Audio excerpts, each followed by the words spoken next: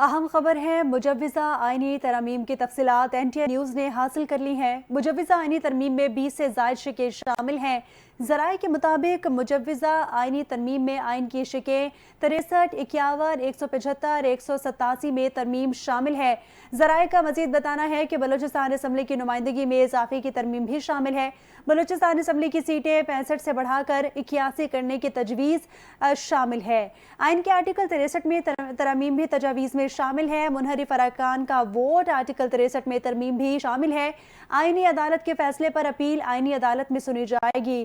آئین کے آرٹیکل 181 میں بھی ترمیم کیے جانے کا امکان ہے۔ آئینی عدالت میں آرٹیکل 184, 186, 185 سے متعلق درخواستوں کی سماعت ہوگی۔ ہائی کورٹ کے ججز کو دوسرے صوبوں کی ہائی کورٹس میں ٹرانسفر کرنے کی تجویز بھی شامل ہے۔ چیف جسٹس پاکستان کی تقرری سپریم کورٹ کے 5 سینئر ججز کے پینل سے ہوگی۔ حکومت سپریم کورٹ کے 5 سینئر ججز میں سے چیف جسٹس لگائے گی۔ آئینی عدالت کے باقی 4 ججز بھی حکومتی تعینات کریں گے، اور ذرائع نے مزید کہا ہے کہ سپریم کورٹ اور ہائی کورٹ کے ججز کی تعیناتی کے لیے جوڈیشل کمیشن اور پارلیمانی کمیٹی کو اکٹھا کیا جائے گا۔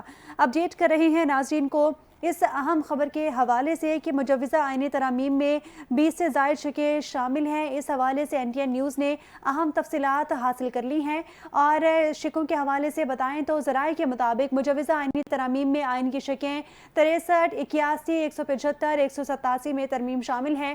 ذرائع کا مزید بتانا ہے کہ بلوچستان اسمبلی کی نمائندگی میں اضافے کی ترمیم بھی شامل ہے۔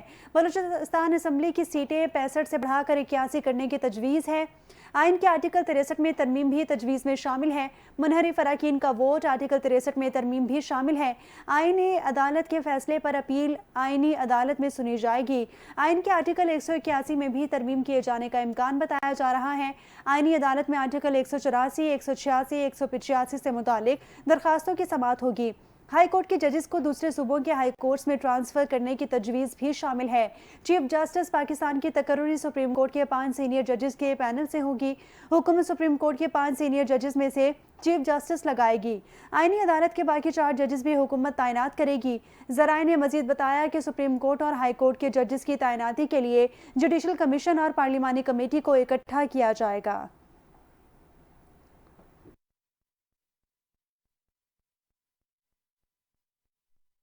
اور یہ تھی NTN نیوز کی تازہ ترین